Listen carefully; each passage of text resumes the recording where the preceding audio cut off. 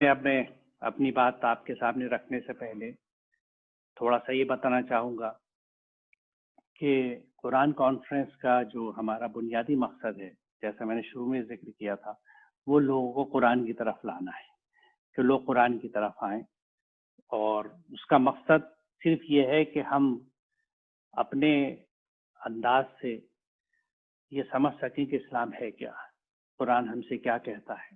یہاں جتنے یہ بڑا خوبصورت اتفاق ہے، اور میں سمجھتا ہوں یہ بھی اللہ کی ایک مدد ہے کہ سبھی مقررین نے وہ باتیں کریں جو ایک کنٹراڈکشن، ایک کنٹراسٹ ہمارے سامنے پیش کرتی ہیں کہ قرآن کی تعلیمات کیا ہیں اور ہماری ایک اوسط مسلمان کی، میرے آپ جیسے، ان کی زندگی میں اس کی کیا عکاسی ہے۔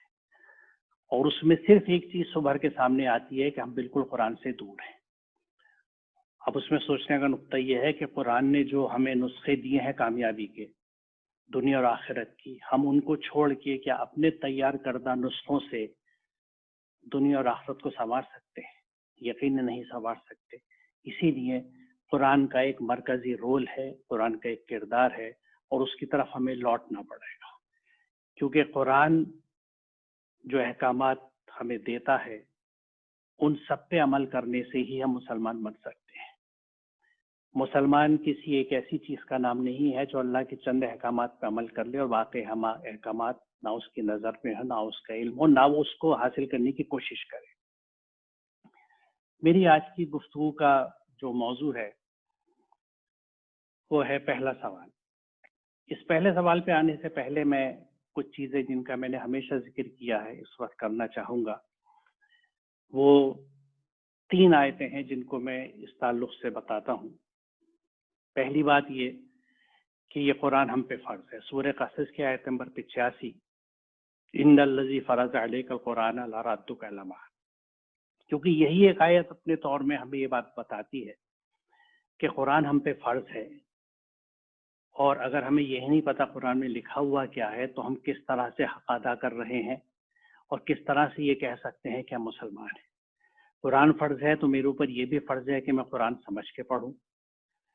جس قرآن کو ہم بنا سمجھے پڑھتے ہیں، کوئی اس کو ناظرہ قرآن کہتا ہے، وہ ہمارے لیے ہدایت کا ذریعہ بن ہی نہیں سکتا۔ اور اس لیے ساری چیز آج ہمارے سامنے ہے کہ قرآن جس کردار کا، جو رسول اللہ نے اپنی زندگی میں کر دکھایا، جن معاملات کا، جس اخلاق کا، جس بہترین اخلاق کا نمونہ ہمیں ہونا چاہیے تھا، اس نبی کریم کی امتی ہونے کے ناطے سے، اس قرآن کے حامل ہونے کی وجہ سے، اسے خدا کی بندے ہونے کی وجہ سے وہ ہمارے یہاں نظر نہیں آتا۔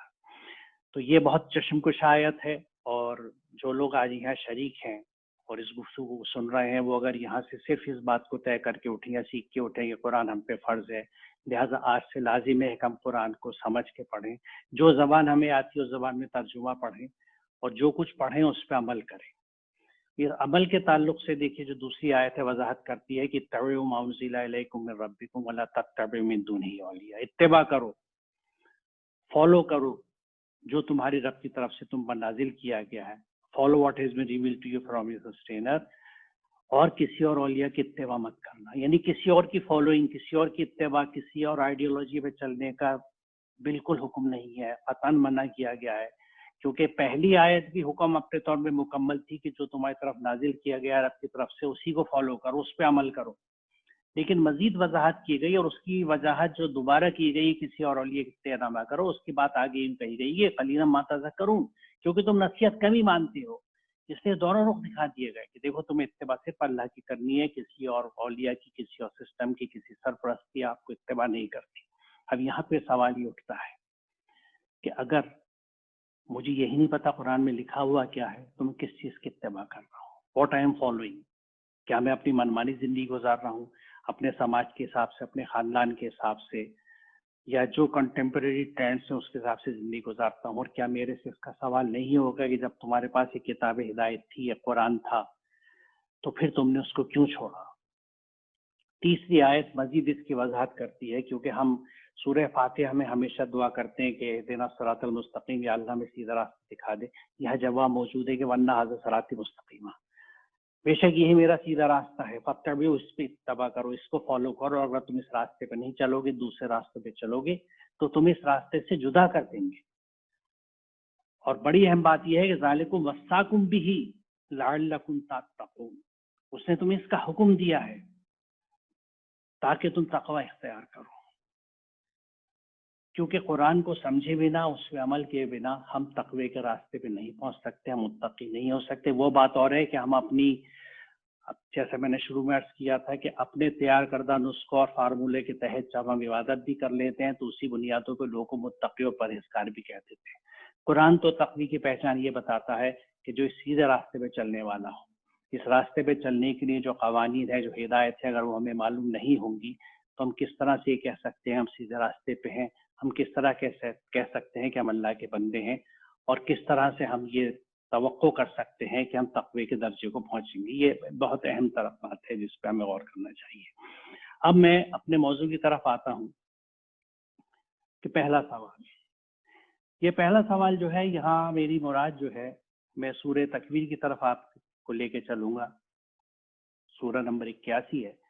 اس میں آپ غور فرمائیں کہ اللہ تعالیٰ قیامت کی منظر کشی کرتا ہے کہ سورج لپیٹ دیا جائے گا، یعنی بے نور ہو جائے گا، ستارے بکھر جائیں گے، پہاڑ چلائے جائیں گے، اور یعنی یہ کائناتی جو تبدیلیاں ہوں گی، زمینی تبدیلیوں کے لیے وہ یہ کہتا ہے کہ جو 10 ماہ کی حاملہ اونٹنیاں ہوں گی وہ چھوڑ دی جائیں گی، کیونکہ عرب سماج میں 10 ماہ کی حاملہ اونٹنی بے حد قابل قدر ہوتی تھی، اس کی احتیاط کی جاتی تھی، اس کو بہت سنبھال کے رکھا جاتا تھا، اور جب جنگلی جانور سب سمیٹ کے اکٹھے کر دیے جائیں گے، اور جب جانوں کو ان کے جسموں سے جوڑا جائے گا، یہاں پہ وہ چیز آئی کہ جب نفس اپنے اپنے جسم سے ملیں گے، یعنی انسان موجود ہوگا، آ چکا ہوگا، تو اس وقت یہ آیت ہمارے سامنے آتی ہے کہ وَإِذَا الْمَوْءُودَةُ سُئِلَتْ بِأَيِّ ذَنبٍ قُتِلَتْ، کہ جب زندہ درگور کی ہوئی عورت سے پوچھا جائے گا کہ وہ کس گناہ کی سزا میں قتل کی گئی تھی، رونگٹے کھڑے ہوتے ہیں شاید سے۔ اسی لیے میں نے اس کو پہلا سوال کہا ہے کہ یہاں پہ پوری قیامت کی منظر کشی کرنے کے بعد جو پہلا سوال اللہ تعالیٰ پوچھے گا، اور وہ بھی اس بچی سے، عورت سے، کیونکہ یہاں کسی طرح کی عمر کا بیان نہیں ہے، موعودۃ اور سئلت دونوں میں مؤنث صیغہ ہے، فیمینین جینڈر ہے، جو ہر طرح کی عورت کو، بچی کو شامل کرتا ہے۔ تو اس سے پوچھا جائے گا کہ وہ کس گناہ کی سزا میں قتل کی گئی تھی۔ یہاں میں 2 چیزوں کی وضاحت کرنا چاہوں گا کیونکہ ان پہ غور یہاں بہت ضروری ہے، کیونکہ عموماً اس آیت کو آپ بیشتر تراجم پہ دیکھیں گے، اس کنٹیکس میں بیان کیا جاتا ہے کہ عرب کے کچھ قبیلوں میں یہ رسم تھی کہ بچی کو پیدا ہوتی ریت میں گاڑ دیتے تھے۔ تو اس پوری آیت کو ایک طرح سے ہم نے اس پس منظر میں آج تک قید کر کے دیکھا ہے، اور اس کی جو وسعت ہے وہ سم ہاؤ ہمیں مسنگ نظر آتی ہے۔ اس میں پہلا لفظ جو غور طلب ہے وہ الموعودۃ ہے، اس کا مادہ واو حمزہ دال ہے، جس کے بنیادی معنی گراں بار کرنا، دبا دینا اور بوجھ ڈال دینا ہے۔ یہ تاج اور محیط سے اقتباس ہے۔ ابن فارس نے کہا ہے کہ یہ اس کے بنیادی معنی ہے، چنانچہ بوجھ لے کر چلنے والے اونٹوں کی گراں رفتاری وعیدن کہلاتی ہے، یعنی جب اونٹ کے اوپر بہت زیادہ بوجھ لاد دیا جاتا ہے تو اس کی وجہ سے جو اس پہ سستی آ جاتی ہے تو اس کو وعیدن کہا جاتا ہے۔ اس پہ ہم پھر آئیں گے۔ آگے دوسرا لفظ جو غور طلب ہے جس میں آپ کی توجہ چاہوں گا وہ قتل کا ہے، جس میں یہ سوال پوچھا گیا ہے اس بچی سے کہ تو کس جرم میں زندہ درگور کری ہوئی عورت سے، خاتون سے، بچی سے، بوڑھی سے، جو بھی تھی، کیونکہ یہ سب پہ فٹ ہوتا ہے یہ لفظ اور یہ مفہوم اس کا، وہ کس گناہ کی سزا میں قتل کی گئی تھی۔ تو یہاں یہ غور طلب چیز ہے، کیا قتل کا مفہوم صرف جان سے مار دینا ہے یا کچھ اور بھی ہے؟ اس کا مادہ قاف تے لام ہے۔ راغب نے کہا ہے اس کے معنی ذلیل و حقیر کرنے اور جھکا دینے کے بھی آتے ہیں۔ ابن فارس نے کہا ہے کہ بنیادی معنی ذلیل کرنے اور مار ڈالنے کے ہیں۔ قتل الانسان ما اکفرہ، یہ عباسہ کی آیت نمبر 17 ہے، جس میں اللہ کے احکامات پہ عمل نہ کرنے والوں کی ذلت و تباہی کا ہی بیان ہے۔ یہاں قتلہ سے مراد ہے لعنت زدہ ہو، ہلاک ہو، مارا جائے، وہ انسان جو ناشکرہ ہے، منکر حق ہے۔ یہ تمام تراجم میں آپ کو یہ چیز ملے گی نہیں، یہاں کہیں پہ اس قتل سے مراد کسی کو مار ڈالنا نہیں ہے، بلکہ اس پہ ایک طرح سے لعنت کی گئی ہے کہ لعنت زدہ ہو وہ۔ اسی طرح راغب نے لکھا ہے کہ یہ جو 2 آیات ہیں جس میں یہ حکم ہے کہ اپنی اولاد کو مفلسی کے خوف سے، خشیت املاق، مفلسی کے خوف سے یا مفلسی غربت کی وجہ سے قتل مت کر دو، تو یہاں پہ قتل اولاد سے مراد بچوں کا سچ مچ قتل کر دینا ہی نہیں ہے، بلکہ انہیں تربیت و تعلیم سے محروم رکھنا بھی ہے۔ تذلیل و تحقیر کے اعتبار سے قتل ان کے معنی ہے کسی کو ایسا کر دینا کہ اس کی بات پر کوئی دھیان نہ دے، اس کی کوئی پرواہ نہ کرے، اس کا کوئی اثر باقی نہ رہے، وہ انفیکٹو ہو جائے۔ تاج العروس میں اس بات کی وضاحت یوں کی گئی ہے کہ قتل شرابہ کے معنی ہے شراب میں پانی ملا کر اس کے نشے کو، اس کی تیزی کو ختم کر دیا۔ یعنی وہ شراب اگر اس میں آپ نے پانی ملا دیا تو وہ قتل ہو گئی، ہلاک ہو گئی، کیونکہ وہ اپنا وہ اثر کھو بیٹھی جس کی وجہ سے اس کو لوگ استعمال کرتے ہیں۔ سورہ نساء ہے ایک دوسرے کے مال ناحق نہ کھاؤ، اس کے بعد ہے وَلَا تَقْتُلُوا أَنفُسَكُمْ، یعنی اس طرح اپنے آپ کو یا اپنے نفس کو ہلاک نہ کرو۔ تو یہاں قتل کس طرح ہے کہ آپ اپنے آپ کو ہلاک کر دیتے ہیں۔ یہاں پہ ذکر ہے کسی کے مال کو ناحق کھانے سے، بلکہ حقیقت تو یہ ہے کہ جب ہم بھی اللہ کے احکامات سے ہٹ کے کوئی بھی کام ایسا کرتے ہیں جو اس کے حکم کے خلاف ہو، کتاب ہدایت کے خلاف ہو، تو ہم اس سے اپنا ہی نقصان کرتے ہیں، اپنے ہی آپ کو ہلاک کرتے ہیں۔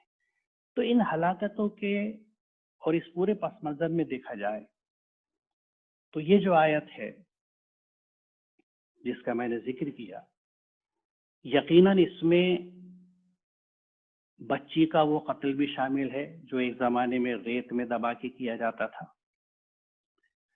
وہ قتل بھی شامل ہے جو آج اکثر ماں کے پیٹ میں بچی کو ختم کر دیا جاتا ہے۔ جب سیکس ٹیسٹ سے پتہ لگ جائے کہ پیدا ہونے والی لڑکی ہے تو بہت سے کم عقل بچی کا ماں کے پیٹ میں قتل کرا دیتے ہیں، اس کو فیمیل فیٹیسائڈ ہم کہتے ہیں۔ اس میں وہ قتل بھی شامل ہیں جو کسی کے بچی پیدا ہوئی تو اس کو پیدا ہوتی مار کے کسی کوڑے کے ڈبے میں پھینک دیا، اور کچھ ظالم تو ایسے ہوتے ہیں کہ یوں ہی زندہ کو پھیڑ آئے، جو خبریں ہم سنتے ہیں کہ کبھی کتے اس بچی کو زندہ کو یا اس کے مردہ جسم کو کھینچتے پھرتے ہیں، لیکن یہ پھر بھی کم ہوتا ہے، کم فیصد ہے۔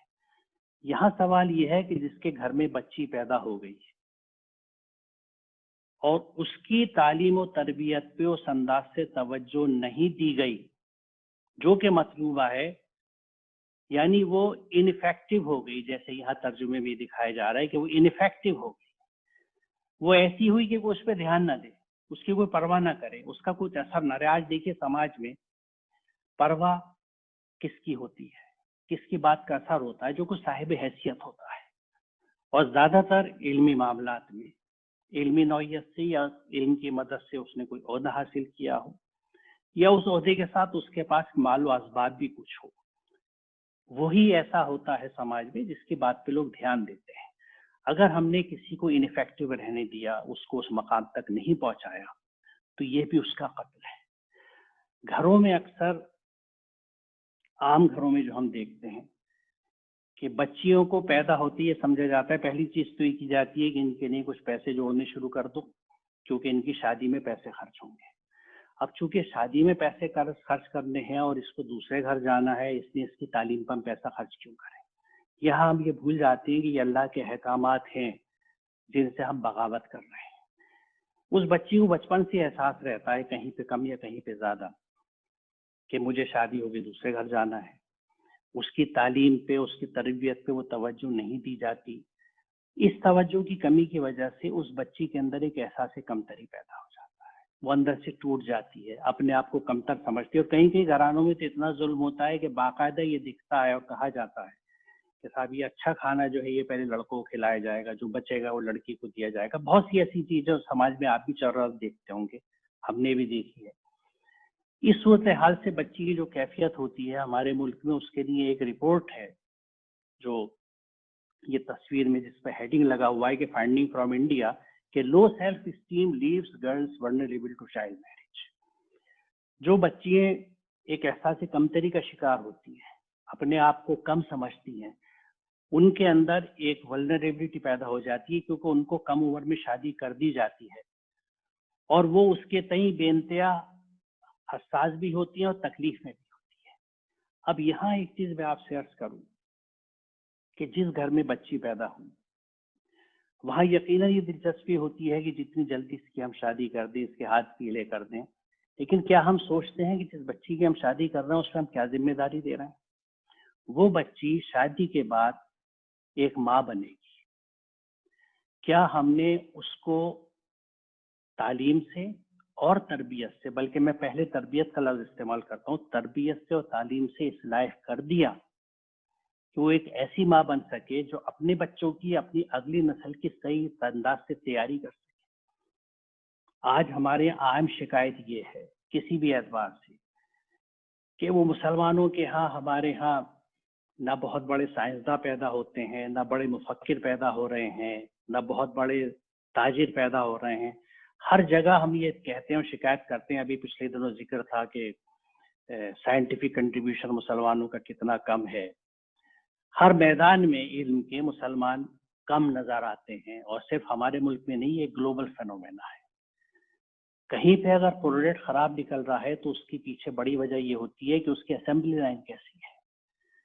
آج اگر ماں ہماری تیار نہیں ہے کہ اچھی نسلوں کی پرورش کر سکے تو سیدھی سی بات ہے وہ نسل اس طرح سے نہیں ہوگی، کیونکہ وہ ماں وہی ماں ہے جس کو ہم نے نہ کچھ تربیت دی، نہ اس کو تعلیم دی، اور اس کو پھر سے ماں بننے کے لیے چھوڑ دیا۔ یہاں ہم اس چیز کو بھول جاتے ہیں۔ تو میں سورہ نحل کا صرف اس ٹکڑے کا ذکر کروں گا، اس حصے کا، کہ ان اللہ یامر بالعدل، یہ سورہ نحل 90 کا حصہ ہے جو اکثر جمعے کے خطبوں میں پڑھی جاتی ہے۔ پہلا اس کا کیا اس کی آیت کا حصہ ہے کہ ان اللہ یامر بالعدل، بے شک اللہ تعالیٰ حکم دیتا ہے عدل کا، جسٹس کا، انصاف کا۔ انصاف ذمہ داریوں کے ساتھ بھی ہے۔ جس کے گھر میں بچی پیدا ہوئی ہے، کیا اس نے اس ذمہ داری کے ساتھ حق ادا کر دیا؟ کیا انصاف کیا گیا اس بچی کے ساتھ؟ کیا اس کی تربیت کی گئی؟ اس کو تعلیم سے سنوارا گیا؟ اس کے اندر میچورٹی آئی ذہنی طور سے؟ اور جو وہ مواقع پڑھ لکھ کے لینا چاہتی تھی، کیا ہم نے اس کو دیا یا اس کے راستے میں رکاوٹ ڈالی؟ جبکہ قرآن کہیں منع نہیں کرتا، جیسے ابھی ذیشان سارا صاحبہ نے اپنے لیکچر میں وضاحت سے وہ حوالے بھی دیے کہ، اور بہت تاریخ بھری پڑی ہے ان چیزوں سے، لیکن بات وہی ہے کہ اگر ہم قرآن اور رسول اللہ اکرم کی سیرت کا مطالعہ کر کے اسلام پہ عمل کرتے ہیں یا اس سنے سنائے اسلام پہ عمل کرتے ہیں جو ہماری عبادتوں کو بالکل محدود کر کے ہمیں یہ ایک طرح سے افیم کھلا دیتا ہے کہ آپ کی جنت پکی ہو گئی۔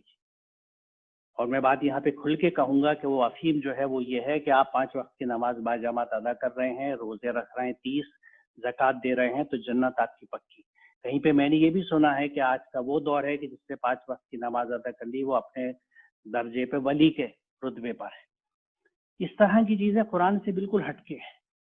یہ فرائض ہیں، ان کی اہمیت سے کسی کو انکار نہیں۔ نماز پنجگانہ، مسجد میں ادائیگی، روزے، زکوٰۃ، ہر چیز حکم ہے، فرض ہے، لیکن یہ بھی تو احکامات ہیں، اور اس احکامات میں جو خاص طور سے والدین کے ہمیشہ سامنے رہنے چاہیے بچوں کے تعلق سے، اس میں بڑی اہم چیز یہ ہے جس میں بندگی کا ذکر ہے کہ حضرت یعقوب علیہ السلام جب دنیا سے رخصت ہو رہے تھے تو مرتے وقت انہوں نے اپنے بیٹوں سے پوچھا کہ تم میرے پاس کس کی بندگی کرو گے؟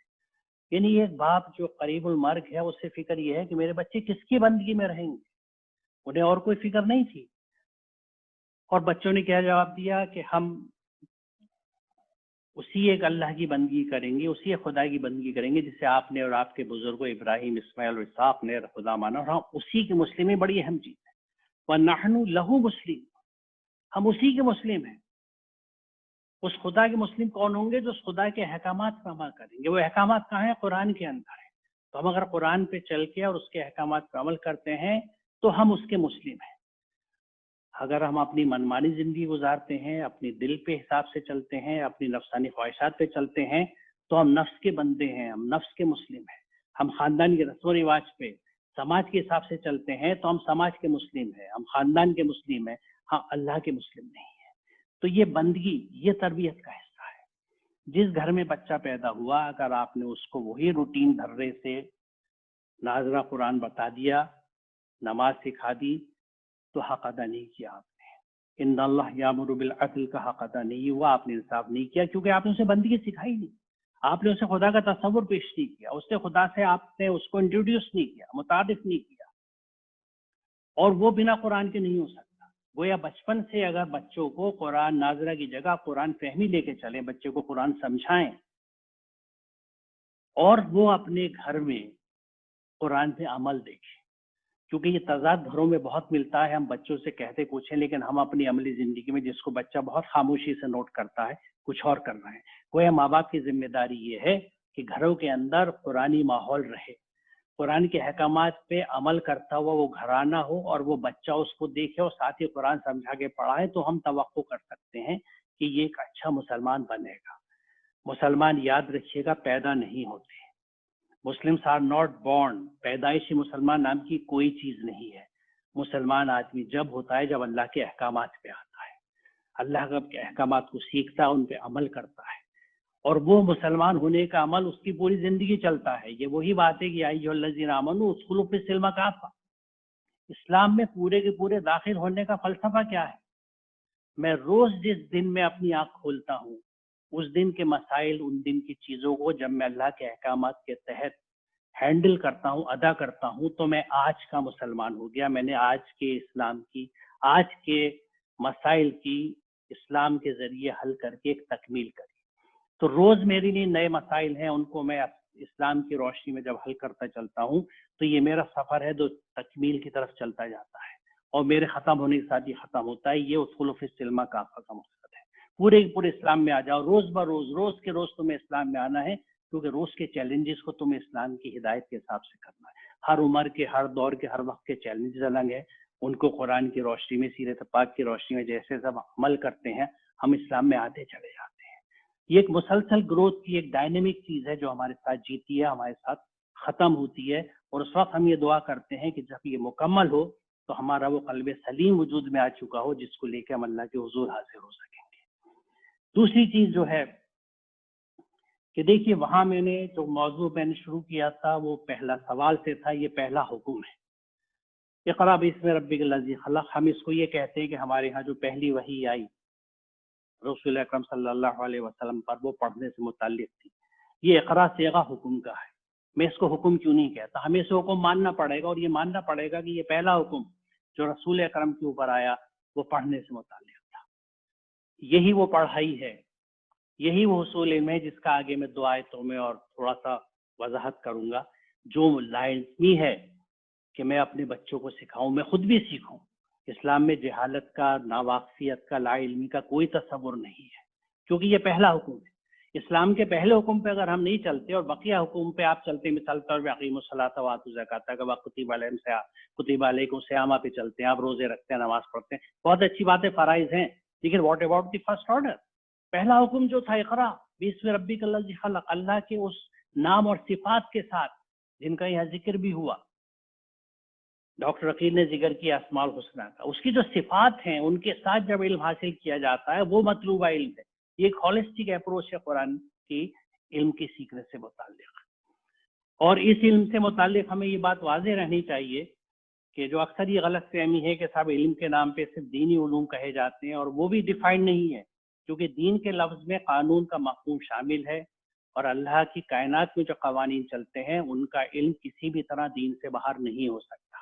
یہ جو ایک آیت ہے جو میں آپ کے سامنے پیش کر رہا ہوں، اس سے آپ غور کریں کہ یقیناً آسمان اور زمین کی پیدائش / مخلوق میں، کیونکہ خلاقہ میں دونوں مفہوم آتے ہیں، اور رات دن کے پھر میں عقل مندوں کے لیے آیات ہیں، نشانی، یعنی اللہ تعالیٰ اس کائنات کی ہر کریشن کو، ہر تخلیق کو، ہر مخلوق کو، ہر فینومینا کو اپنی آیت یعنی نشانی بتاتا ہے۔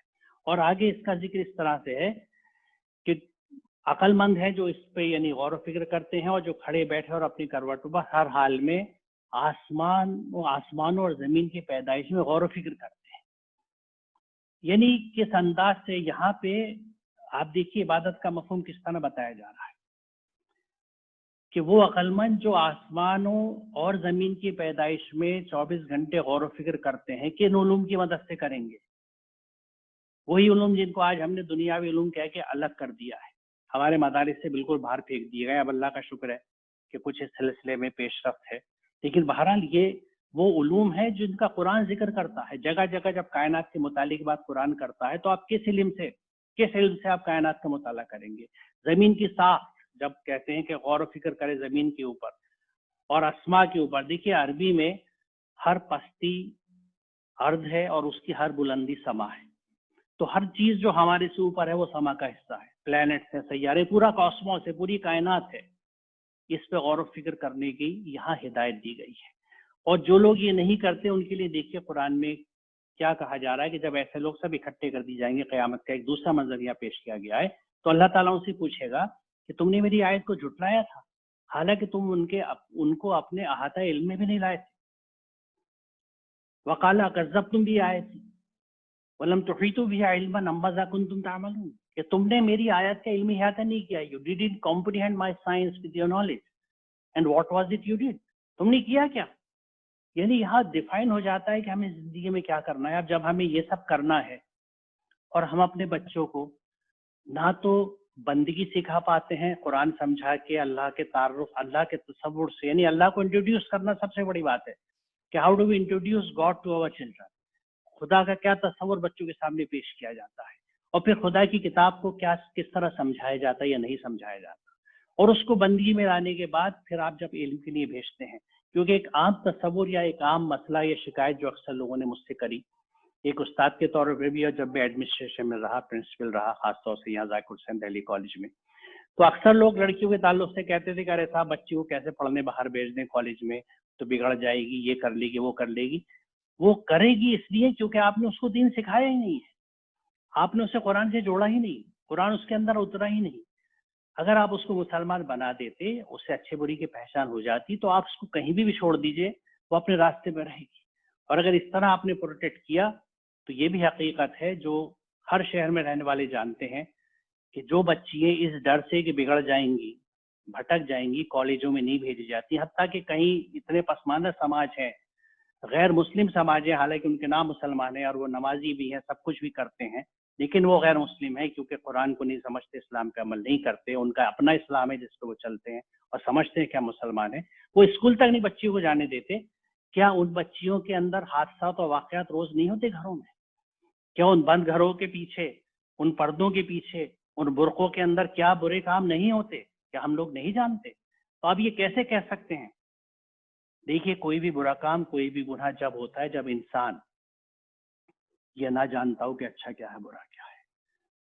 اور وہ کسوٹی جب تک، وہ فرقان جب قرآن کا نام دیا گیا ہے، جب تک کسوٹی سے اسے نہیں آپ جوڑ دیں گے، وہ کسوٹی اس کے خون میں گردش نہیں کرے گی، وہ اچھے برے کی پہچان نہیں کر سکتا. آپ اس کو گھر میں روک کے اچھا نہیں رکھ سکتے اسی طرح جس طرح باہر جانے سے وہ بری نہیں ہو جائے گی. یہ آپ کی تربیت کی کمی ہے اگر آپ نے بچوں کو اس طرح سے تربیت نہیں دی کہ وہ اچھے برے کی فرق کر سکیں. اور وہ جب تک نہیں ہو سکتا جب تک کہ آپ ان کو قرآن نہیں سمجھائیں گے.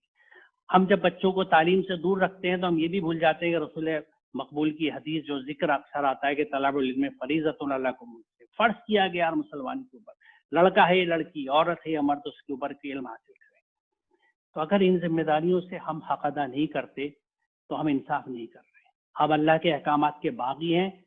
میں کلیم کرتا رہا ہوں میں مسلمان ہوں، لیکن اگر میں اللہ کے احکامات پہ نہیں چلتا تو فیصلہ تو وہی کرے گا. لیکن بظاہر یہ لگتا ہے دوسرا ایک مرحلہ جس کا میں ذکر کروں گا کہ جو لڑکی کے پیدا ہوتی ہے ہمارے تصورات میں آ جاتا ہے کہ ہم اس کی شادی کرنی ہے. شادی کے تعلق سے میں یہاں دو چیزیں رکھنا چاہوں گا جس کی کوئی ہی وضاحت کی ضرورت ہے. اس میں آپ غور کیجئے، پہلا حکم اس آیت میں کیا ہے کہ اے لوگوں جو ایمان لائے ہو، تمہارے لیے حلال نہیں کہ زبردستی عورتوں سے شادی کرو. عورت کا زبردستی وارث بننے کی اجازت نہیں ہے. یعنی یہ ضروری ہے کہ عورت سے اس کی مرضی پوچھی جائے، لڑکی سے اس کی مرضی پوچھی جائے شادی کے لیے. دوسری بات یہ کہ یا ان کی مرضی کے خلاف ان کو نکاح میں رکھو، اس کی بھی اجازت نہیں ہے. اگر نکاح میں عورت پریشان ہے تو آپ کو اس کے لیے حل نکالنا ہے، اس مسئلے کا حل نکالنا ہے جس طرح بھی آپ نکال سکیں. اور مہر واپس لینے کی دھمکی دے کر ان کو کسی طرح مجبور نہ کرنا اور اپنے پاس رو کے رکھنا. اکثر مہر کو ہتھیار کے طور پر استعمال کیا جاتا ہے کہ مہر کے پیسے واپس لے لیں گے تم سے، یا مہر اگر ادا نہیں کی گئی، جو آج کل چلتا ہے نصف موجل نصف معجل، کہ تمہاری مہر کے پیسے ہم نہیں دیں گے. شدید ممانعت ہے. ایک بیوی اپنی مہر کا حق اسی صورت میں کھو سکتی ہے اگر وہ کھلی بے حیائی کی مرتکب ہو. یہ ڈیفائن کرتا ہے قرآن کہ کس کنڈیشن میں آپ کر سکتے ہیں. اگلا حکم بہت اہم ہے کہ ان کے ساتھ نہایت عمدگی سے زندگی بسر کرو. یہ قرآن کا حکم ہے کہ آپ اپنی بیویوں کے ساتھ اچھی طرح سے عمدگی کے ساتھ اپنی زندگی گزاریں. بالمعروف کا جو لفظ استعمال ہوا ہے، اچھی طرح زندگی گزارنے کے لیے پہلی چیز یہ ہے کہ آپ اپنی شریک حیات کی، اپنی بیوی کی، اپنی گھر والی کی عزت کریں، آپ اس کا احترام کریں. وہ تو اس طرح بھی لازم ہے کہ وہ قرآن کا بڑا حکم ہے، ایک جنرل حکم ہے کہ لقد کرمنا بنی آدم. اللہ تعالیٰ نے ہر انسان کو، وہ کسی مذہب کا ہو، کسی جینڈر کا ہو، اس کو عزت کے لیے پیدا کیا ہے. اللہ تعالیٰ نے قابل تکریم بنایا ہے. اور جن گھروں میں عورتوں کی عزت کی جاتی ہے وہاں بچے، کیونکہ یہ تربیت کا حصہ ہے، بچپن سے بچے یہ دیکھتے ہیں کہ ہمارے ابا ہماری اماں سے کیسے بات کرتے ہیں، ہمارے گھروں کے مرد عورتوں سے کیسے بات کرتے ہیں، ان کو کیا مقام دیتے ہیں. کیا ابا کبھی اپنے مسئلوں کو، اپنی پرابلمس کو میری ماں کے ساتھ ڈسکس کر رہے ہیں؟ کیا ان دونوں کے بیچ میں کبھی میں نے ہیلتھی ڈسکشن ہوتے دیکھا ہے؟ کہ ایسی بات پہ جھگڑا ہوتا دیکھا ہے کہ مجھے فلاں کی شادی میں یہ جوڑا پہننا ہے، مجھے اتنے پیسے دے دو، اور میں نے اس دن وہ جوڑا پہنا تھا، اس شادی میں اسے ریپیٹ نہیں کروں گی؟ کیا یہی سطحی اور فضول باتوں کے بیچ میں گفتگو ہے، یا کوئی سبسٹینشل بات بھی ہوتی ہے، کوئی مشورہ بھی ہوتا ہے، کسی کار خیر کی بات بھی ہوتی ہے کہ آج ہمیں کس کی مدد کرنی ہے، یا اب امتحان ہو چکے، داخلوں کا وقت آیا ہے، فلاں بچے جس گھر کے ہیں وہاں فیس کے پیسے نہیں ہیں، ان میں سے ہم فیس کے پیسے دیں گے. یہ وہ ماحول ہے جو عملی قرآن کی تعلیم و تربیت دیتا ہے. نیگیٹو ماحول قرآن کی تربیت کا حصہ نہیں ہوتے. تو نہ صرف یہ کہ ہمیں قرآن بچوں کو سمجھانا ہے، بلکہ گھر میں وہ ماحول بھی دینا ہے. تو وہ گھر کا ماحول جو ہے وہ یہ ہے کہ آپ عورتوں کے ساتھ کیسا برتاؤ کرتے ہیں، آپ عورت کے ساتھ کس طرح وقت دیتے ہیں، کس طرح اس کی کفالت کرتے ہیں. اور آگے بہت اہم نقطہ ہے کہ وہ اکثر یہ شکایت بہت سے مردوں کو ہوتی ہے کہ صاحب میری بیوی میں یہ کمی ہے، یہ کمی ہے. تو قرآن کیا کہتا ہے کہ اگر وہ تمہیں ناپسند بھی ہوں تو عین ممکن ہے کہ اللہ نے اس چیز میں بہت خوبی رکھی ہو جسے تم ناپسند کرتے ہو. یعنی جو چیز تمہیں ناپسند ہے اس کے ساتھ اگر تم ایڈجسٹ کرو، خوبصورتی کے ساتھ زندگی گزار لو، تو کیا پتہ اس میں سے اللہ تعالیٰ کیا خیر کے پہلو تمہارے لیے نکالتے. یہ سورہ نساء کی آیت نمبر 19 اتنی جامع آیت ہے کہ میں گزارش کروں گا کہ اس کو پھر سے گھر میں غور سے، یہاں وقت کا میں کافی تیزی سے بول رہا ہوں اپنی بات مکمل کرنے کے لیے، اس پہ غور کیجیے گا. یہ وہ نسخے ہیں کہ اگر اس پہ ہم عمل کریں گے تو گھروں کے حالات سدھر جائیں گے، معاملات ہمارے سدھر جائیں گے. دوسری چیز جو میں آپ کے سامنے رکھوں گا، جو ایک ہمارے یہاں ایک بہت غلط فہمی ہے اس آیت سے تعلق سے، کہ مرد عورتوں پر قوام ہے، کیونکہ اللہ نے کچھ کو کچھ معاملات میں اور کچھ کو دیگر معاملات میں فضیلت دی ہے، اور اس بنا پر بھی کہ وہ اپنے مال خرچ کرتے ہیں. یہاں پہ تھوڑی وضاحت میں لفظ قوامون کی کروں گا. اس کا مادہ قاف واو میم ہے، سامان رزق مہیا کرنے والا، کیونکہ رزق سے معاشرتی زندگی کا توازن قائم رہتا ہے. یہ تاج العروج سے اقتباس ہے. اور رجال قوامون علی النساء کی یہی معنی ہے، یعنی مردوں کے ذمے یہ ہے کہ وہ عورتوں کی ضرورت یا ضروریات زندگی کی کفیل ہوں. یعنی جو ان کی زندگی کی ضروریات ہیں، کھانا ہے، کپڑا ہے، دوا دارو ہے، یہ ساری چیزیں پوری کرنے کی ذمہ داری مردوں پہ ہے، کیونکہ عورتوں کو بچوں کی پرورش تربیت میں مصروف رہنا ہوتا ہے. اس کے معنی حاکم، اعلیٰ یا دروغہ کے نہیں ہے. اکثر یہ غلط فہمی یہ پائی جاتی ہے کہ قوام ان کا مفہوم لوگ پتہ نہیں کچھ اس طرح سمجھتے ہیں کہ ہم حاکم ہیں. یہ بہت وضاحت ہے یہاں پر، بلکہ یہ ایک بڑی ذمہ داری ہے جو مردوں کو سمجھنی چاہیے. اور وہ مرد جو گھر میں پیسے نہیں دیتے یا عورتوں پہ چھوڑ دیتے ہیں، بہت سے گھرانے ایسے میں نے دیکھے، خاص طور سے ہمارے کم تعلیمی یافتہ طبقوں میں، محنت کش طبقے میں، کہ مرد گھر میں بیٹھے کھاتے رہتے ہیں، نشہ کرتے رہتے ہیں، عورتیں گھروں میں ملازمہ کے طور پہ کام کر رہی ہیں، لیبر کا کام کر رہی ہیں، وہ بیچاری روٹی روزی کا بھی انتظام کر رہی ہیں. جو مرد وہ بچے پیدا کر رہے ہیں ان کو بھی روٹی پہنچا رہی ہیں، اور مرد کو بھی روٹی بھی کھلا رہی ہیں، اور نشے کے سامان کا بھی انتظام، پیسہ دے رہی ہیں جس سے وہ نشہ کر سکیں. یہ کھلی بغاوتیں ہیں. تو یہ بہت اہم چیز ہے کہ ہم پہلا سوال بھی یاد رکھیں اور پہلا حکم بھی یاد رکھیں.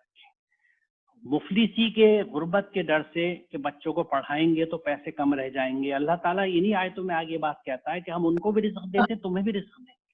یہ اللہ کی ذمہ داری ہے پروویژن دینے کا، پرووائڈ کرنے کا. وہ پرووائڈر ہے، وہ رزق دے گا. آپ ہمت تو کیجیے، آپ کوشش تو کیجیے.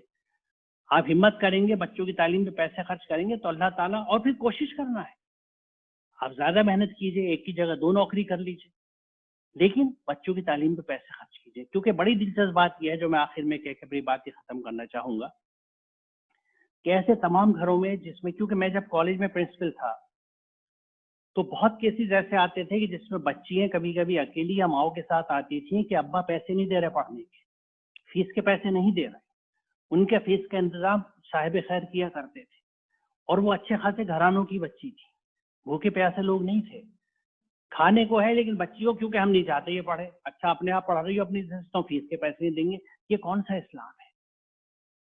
یہ کس خوش فہمی میں یا غلط فہمی میں ہم لوگ ہیں کہ اللہ کے احکامات سے کھلی بغاوت کر کے، بلکہ مجھے لفظ استعمال کرنے دے کہ ان کو روند کے، ان کو پیچھے ڈال کے ہم یہ سمجھتے ہیں کہ ہم دین کی بہت بھاری خدمت کر رہے ہیں، کیونکہ میں جس مسلک کا ہوں، جس مذہب کا ہوں، یا جس شیخ کا مرید اس نے منع کیا ہے کہ عورت کو پڑھانا نہیں ہے، یہ تو ٹیڑھی پسلی کی پیداوار ہے، یہ تو سیدھی نہیں ہوگی ٹوٹ جائے گی، یہ سب اسٹوریز قرآن کی نہیں ہے، کچھ بائبل کی آئی ہوئی ہیں، کچھ پتہ نہیں کہاں سے آئی ہوئی ہیں، اس کا وقت نہیں ہے جو میں وضاحت کروں، لیکن عورت کا جو تصور ہمارے یہاں پیش کیا جا رہا ہے روایتی مذہب میں، اور روایتی مذہب کو پہ عمل کرنے والوں میں، وہ بے انتہا تکلیف دہ ہے، خلاف قرآن ہے، انسانیت کے خلاف ہے، اخلاقیات کے خلاف ہے، اور یہی وہ چیزیں ہیں جس کی وجہ سے آج اسلام بدنام ہو رہا ہے۔